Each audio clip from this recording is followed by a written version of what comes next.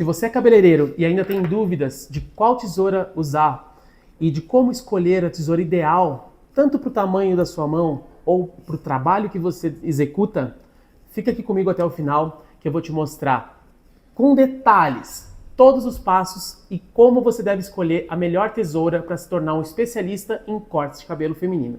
Seja muito bem-vindo ao Papo Cabeleireiro. Meu nome é Vinícius Rotondo, cabeleireiro há mais de 23 anos.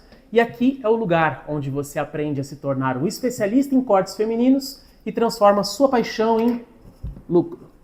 Muitas pessoas me perguntam, muitos cabeleireiros, colegas, enfim, me perguntam se você precisa ter um arsenal de tesouras e qual é o número mínimo de tesouras que você precisa para se tornar um especialista em cortes de cabelo. A verdade é que para se tornar um especialista é muito difícil responder essa pergunta, mas eu tenho certeza que você não precisa de um monte de tesouras, apenas a tesoura certa para a hora certa. E hoje eu vou contar para vocês como você deve escolher dependendo de qual nível você está de aprendizagem. Mas se o teu assunto e o teu desejo é se tornar um especialista em cortes, eu vou te mostrar quais são indispensáveis para te ajudar a chegar lá.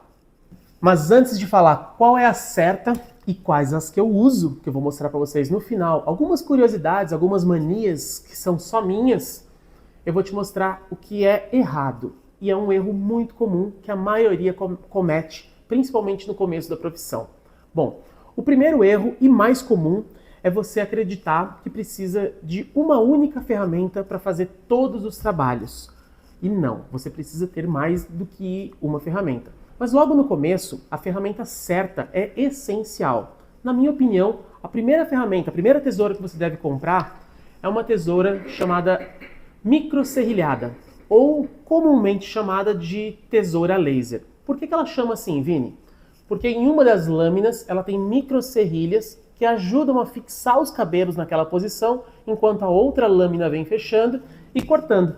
Isso traz muita segurança para o profissional que é um pouco mais iniciante e muita precisão aos cortes. Eles ficam bem retinhos. E o outro grande erro, o segundo grande erro, é o profissional que é iniciante, assiste vídeos de profissionais um pouco mais qualificados, um pouco mais experientes, percebem as tesouras que eles estão usando, que normalmente são tesouras de fio navalha, e compram aquela ferramenta achando que aquilo vai fazer a diferença. Esse é um grande erro, investir na hora errada. Enquanto você é iniciante, tesoura de iniciante. Depois que você tem mais prática, troque a tesoura por uma tesoura de fio navalha. Mas entenda a hora certa de fazer cada coisa.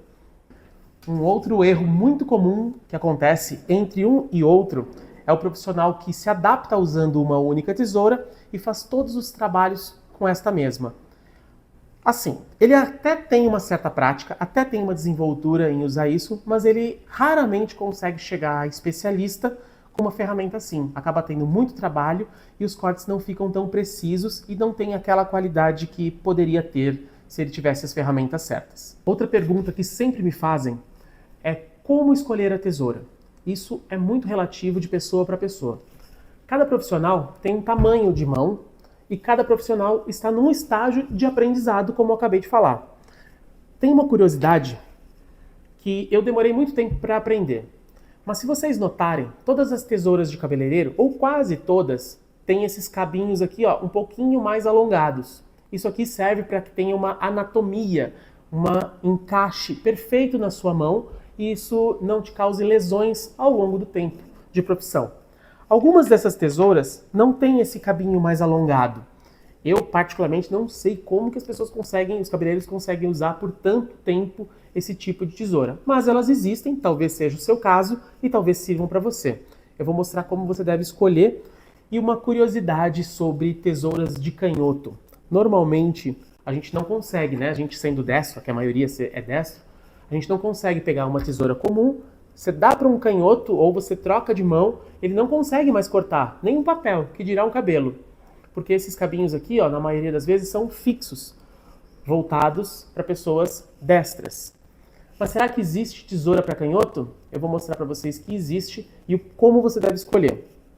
Mas antes, quero mostrar uma particularidade, uma curiosidade sobre esse anel que tem aqui, ó. Quando eu comecei, eu achava que isso daqui era um acabamento que vinha na tesoura e que a gente deveria tirar para usar, como se fosse um plástico, como se fosse alguma embalagem ou coisa assim. E não é nada disso. Esse anel serve para regular com pessoas que têm o dedo mais fininho, que no caso essa tesoura aqui é de uma colega minha, não é das minhas. As minhas são essas aqui. Essa aqui é de uma colega que eu peguei só para mostrar para vocês como exemplo. Os meus dedos são mais grossinhos e não encaixam aqui perfeitamente. Opa! Não encaixam aqui perfeitamente. Olha só meu dedo.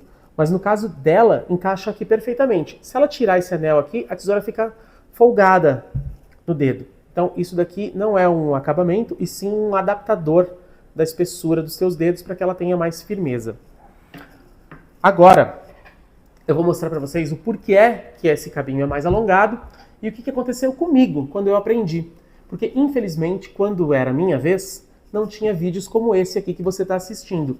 Vídeos educativos e gratuitos, com conteúdo de profissionais antigos no mercado, que já passaram por muitas coisas e tiveram que aprender meio que sozinho isso. E para vocês é muito simples, eu tive que gastar muito dinheiro para aprender isso que eu vou contar para vocês. Assim, no mas, de graça. Bom, vamos lá. Quando eu aprendi, eu achava que era esse dedo aqui, ó, que a gente deveria usar para cortar cabelo. Eu já sabia que não era esse, né? Que esse daqui já causava um certo desconforto. Eu achava que era esse. Quando eu encaixo meu dedo aqui, aqui e aqui, fica sobrando um dedinho. Isso aqui tá errado. Qual é o jeito certo? O jeito certo é a gente colocar a nossa mão assim, nessa posição, assim, numa posição confortável, encaixar os nossos dedos assim, esse aqui vai aqui, esse vai aqui, esse aqui e este aqui. Deste modo, esta primeira lâmina fica totalmente travada, formando como se fosse uma régua. A gente apoia esta lâmina onde está o cabelo lá, que a gente vai cortar, e acaba fechando só uma das lâminas com o nosso polegar. A nossa mão fica retinha e não causa lesão. Então a gente consegue abrir e fechar de forma confortável. Agora, como prometido, vou te mostrar a diferença da tesoura de destro para a tesoura de canhoto. Eu tenho uma aqui, ó. Só uma, porque né, eu sou destro. Eu nem sei para que é que eu tenho uma tesoura de canhoto. As tesouras de canhoto têm dos dois lados essa partezinha aqui, ó. Você tanto consegue encaixar o teu dedo desse lado, e se eu fosse canhoto, poderia virar para qualquer que fosse. Opa, é difícil para quem não é canhoto. E aí tem essas duas pegadinhas aqui, né? Você vira para lá e para cá. Nesse caso aqui, essa tesoura é fixa. Tem essa voltinha aqui que não dá pra gente trocar. Mas algumas das tesouras têm essa bolinha aqui, esse adaptador, que você só rosqueia e coloca no anel do outro lado. Então você acaba tendo uma tesoura invertida, que é mais fácil de você se adaptar com esse tipo de tesoura. Uma outra tesoura que eu uso e que obviamente é indispensável é a tesoura dentada. Essa de tirar o volume do cabelo, como costuma se dizer por aí. E na verdade não tem nada disso, né? Não é para tirar o volume do cabelo, e sim para regular uma densidade do cabelo.